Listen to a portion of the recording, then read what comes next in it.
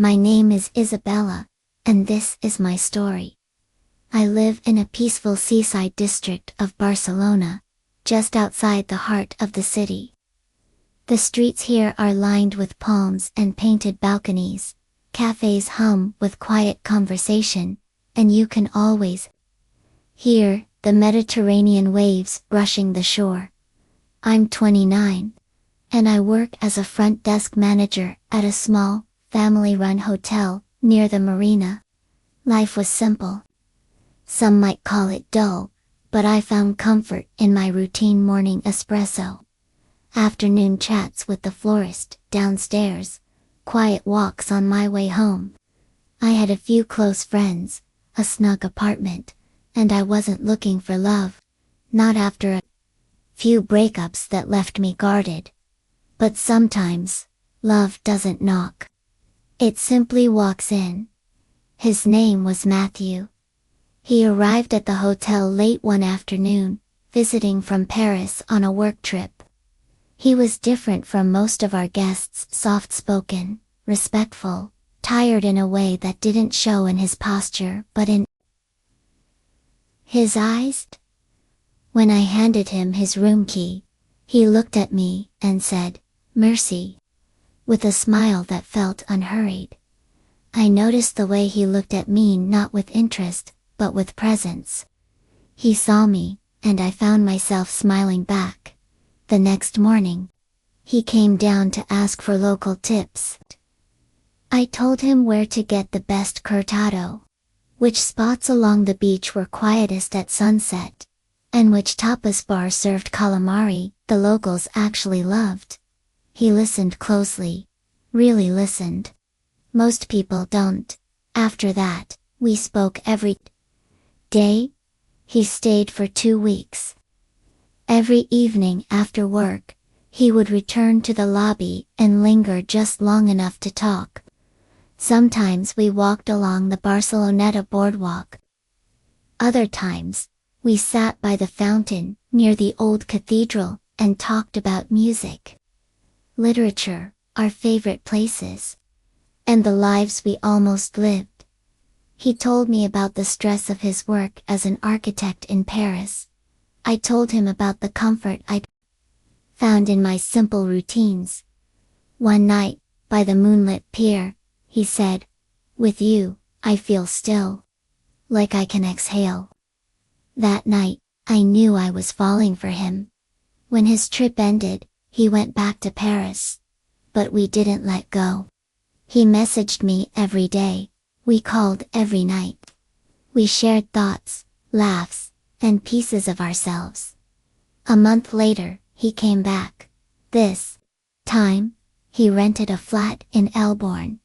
He cooked me pasta, played me old French records, and danced with me in the kitchen while the city lights flickered through the window. It felt like we had known each other for years. I felt lucky. But one evening, things shifted. We were curled up on his couch, drinking red wine, when he turned quiet. "I need to tell you something," he said. I looked up, my chest tightened. "I'm married," he said, barely above a whisper. "I have 2 kids." Everything stopped. I couldn't speak. My hands went cold. He looked ashamed. "I didn't plan this," he said. "My marriage, it's not real anymore. We live together. But there's no love. I stay for the children.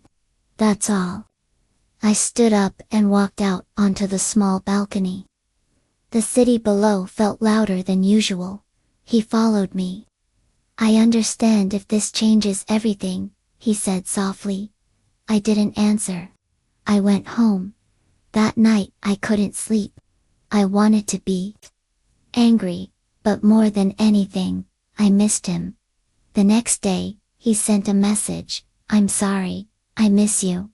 I didn't reply. Not for days. But I couldn't stop thinking about him. About how he made me feel safe, seen, wanted. And when we finally met again, I told him, "You should have told me sooner." He didn't try to excuse it. He just said, I care about you. And I stayed. I know many people would say I made a mistake. I became the other woman. But I wasn't ready to let go. I told myself this was temporary, that maybe one day he would leave for me, that maybe I was worth the risk. So we continued, quietly. He visited once or twice a month, staying in that same flat. I came by after work. We talked, cooked, watched old films, and read poetry aloud. In those moments, he felt like mine. But only in moments. We never went out. No photos. No dinner dates. Just shadows and borrowed time. Still, I felt loved, till I began to realize I was disappearing. I smiled less. I stopped saying yes to my friends. I stayed home, always waiting. Waiting for a call, a visit, a promise. My world shrank to his presence and his absence. Some nights, standing on the beach alone, I asked myself, is this love, or is this loneliness in disguise? And slowly, the questions got louder than the answers. One day, he came for a weekend visit. He brought me lilies, kissed my forehead, told me he missed me. But I couldn't fake the smile anymore. What's wrong? He asked. I don't know if I can do this, I said. I feel like I live in your shadow. He looked down, quiet. I love you, Isabella, he said.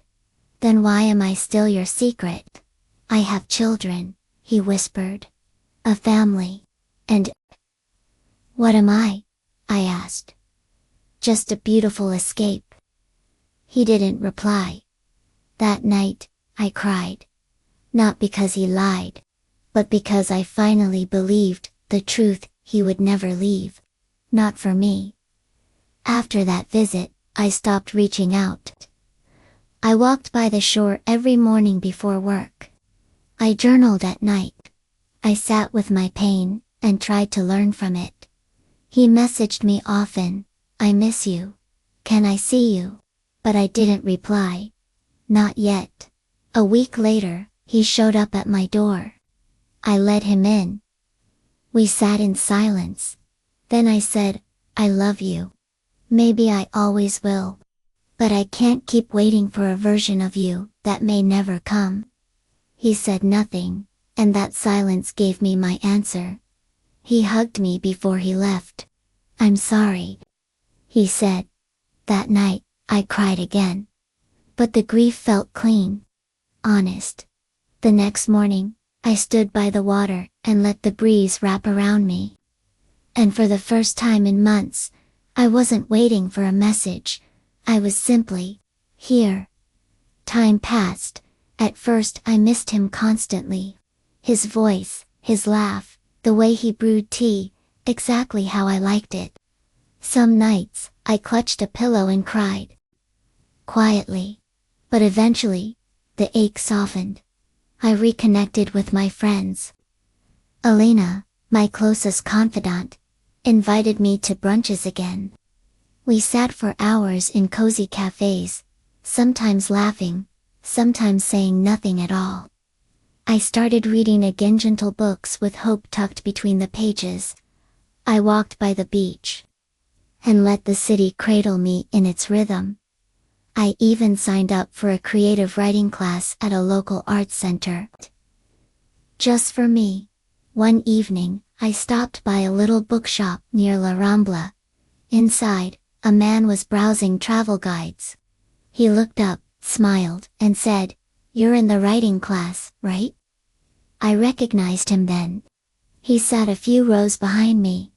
"I'm Luca," he said. We talked briefly about the class, the rain, the book he was holding. His voice was warm, his energy steady. It was nothing extraordinary, but it made me feel at ease. Weeks passed. We began walking home together after class. Coffee here, a film there. He never pushed. He just listened. One evening by the water, I said, I was in love with someone who was married. I waited a long time for something that never came. He paused, then said softly, "Thank you for telling me. You didn't deserve that.